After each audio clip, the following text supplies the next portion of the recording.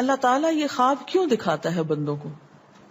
اور یہ ایک ایسا عمل ہے کہ جو انسان جس پہ قابو نہیں پا سکتا، جو انسانی ڈسکوری سے باہر ہے کہ ایسا کیوں ہوا. آپ دیکھیں کہ انسان دو چیزوں کا مجموعہ ہے، ایک اس کا جسم ہے اور ایک اس کی روح ہے. جہاں یہ دونوں آپس میں ایک دوسرے سے موافقت کرتے ہیں، ایک دوسرے کے ساتھ کوآرڈینیٹ کر رہے ہیں، وہاں یہ ایک دوسرے سے کشمکش بھی کرتے ہیں. بعض اوقات جسمانی خواہشات روح پر غالب آ جاتی ہیں، بعض اوقات روحانی کیفیات جسم پر غالب آ جاتی ہیں. عام طور پر دن میں جب ہم دنیا کے کام کر رہے ہوتے ہیں تو ہمارا جسم ایکٹیو ہوتا ہے، اور اس کا نتیجہ کیا ہوتا ہے کہ روح کی جو کار فرمائی ہیں وہ ذرا لو ہو جاتی. رات کو جب ہم سوتے ہیں اور جسم ہمارا بالکل بے حس ہو جاتا ہے تو پھر روح جو ہے وہ ابھر کر آتی ہے، اس کی کار فرمائی بڑھتی ہے، وہ زیادہ ایکٹیو ہو جاتی.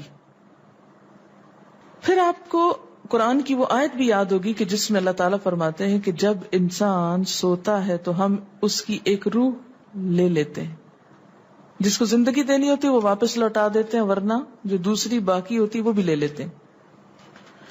اب یہ جو روح نکلتی ہے نا ایک ہمارے جسم سے، تو یوں لگتا ہے کہ جیسے وہ مختلف جگہوں پہ وانڈر کرتی ہے، یعنی گھومتی پھرتی، اور بعض اوقات دور دراز پہنچ کے مثلا کسی مردے سے جا ملاقات کرتی، کیونکہ روح تو ایک لطیف چیز ہے نا. جب ماں کے پیٹ میں بچے کے اندر آتی ہے تو کوئی پتہ نہیں چلتا، جب نکل جاتی تو کوئی پتہ نہیں چلتا. اسی طرح روح دیواروں کے پار بھی چلی جاتی ہے. قرآن پاک میں آتا ہے نا کہ اینما تکونوا یدرککم الموت ولو کنتم فی بروج مشیدہ، یعنی اگر بالکل ساؤنڈ پروف اور ہوا پروف جگہ پر بھی کوئی چیز رکھ دی جائے تو کیا ہوگا؟ روح وہاں سے بھی نکل جائے گی. یعنی روح کے لیے یہ مادی چیزیں رکاوٹ نہیں ہے. اب آپ دیکھیں جو لوگ مر جاتے ہیں بعض اوقات آپ کی ان سے ملاقات ہوتی اور آپ کو یوں لگتا ہے جیسے آپ ان کو چھو کر آئیں، اور ایسا ممکن ہے کہ وہ جو سوتے وقت ایک روح آپ کی نکلی وہ ٹریول کرتے کرتے اس مقام پہ جا پہنچی جہاں وہ مردہ روح تھی، اور اس نے اس سے جا کر باتیں بھی کی، کچھ میسج بھی لیے، کچھ اور بھی. تو اس سارے کو ہم واضح طور پر نہ جان سکتے ہیں، اس کی حقیقت نہ سمجھ سکتے ہیں، لیکن بعض خوابوں کو انٹرپریٹ کرنے میں یہ چیز آپ کو مدد دے گی کہ ایسا کس طرح پاسبل ہے. آپ اپنے بستر پر لیٹے ہوئے اور روحانی طور پر آپ خواب میں آپ کہیں اور پہنچے ہوئے.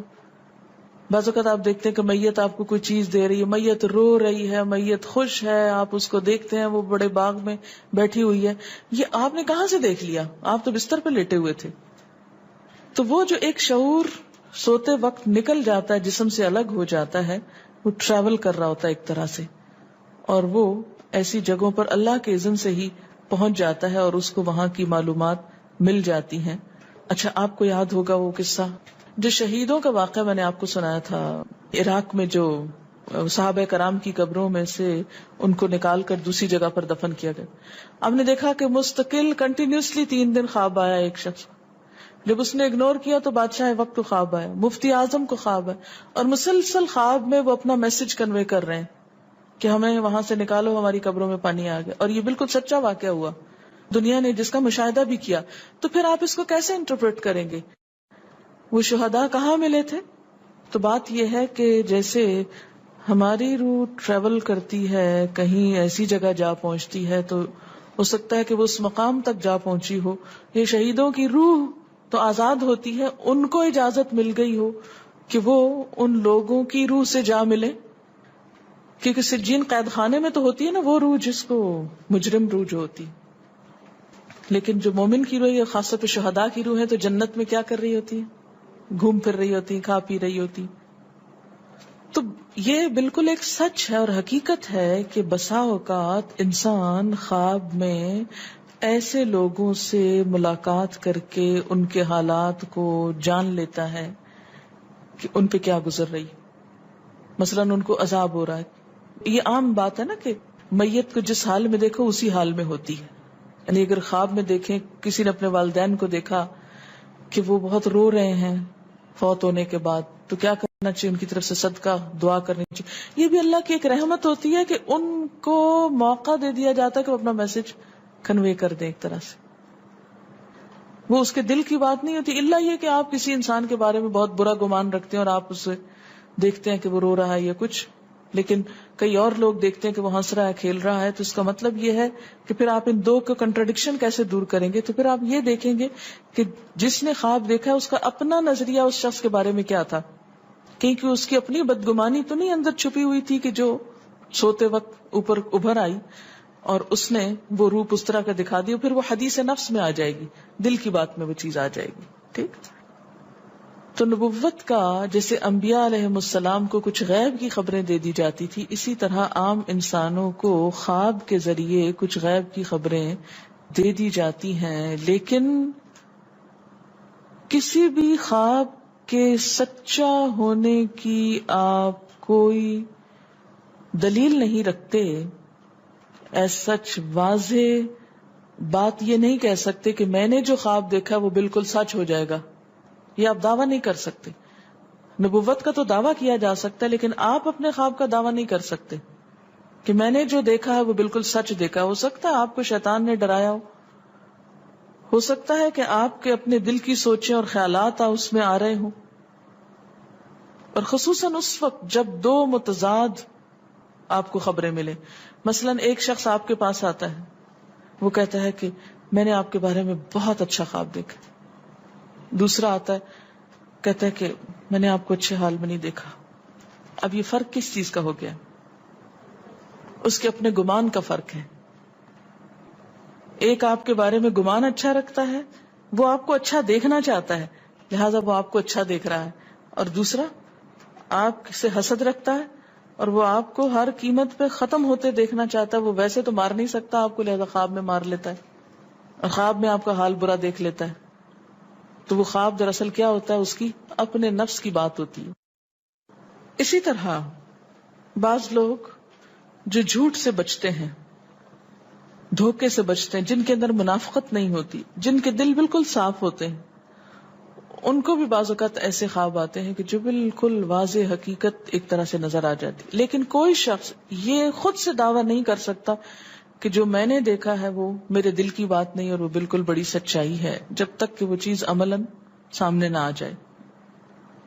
آپ صلی اللہ علیہ وسلم نے فرمایا اچھا خواب اللہ کی طرف سے ہے اور برا شیطان کی طرف سے. یعنی اگر آپ کسی کو برا دیکھ رہے ہیں یا کسی کی برائی دیکھ رہے ہیں تو وہ دراصل کیا ہے؟ شیطان ہے آپ کے اندر، جو آپ کو اس شخص کے خلاف یا کسی خاص واقعے کے خلاف بھڑکا رہا ہے، اور آپ اپنی تسلی کر لیتے ہیں خواب کے ذریعے.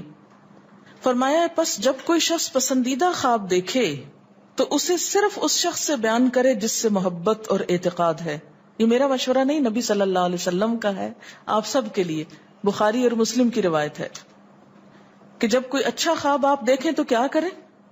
اس کو بتائیں جس سے آپ محبت رکھتے ہو، وہ آپ سے بھی رکھتا ہو اور جس پر آپ کا اعتماد ہو.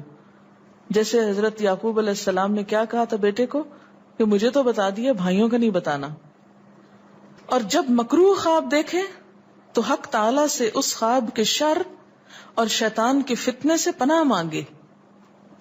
جب برا خواب دیکھیں تو اس خواب کے شر اور شیطان کے فتنے سے پناہ مانگے کہ شیطان بہکانے لگا انسان کو.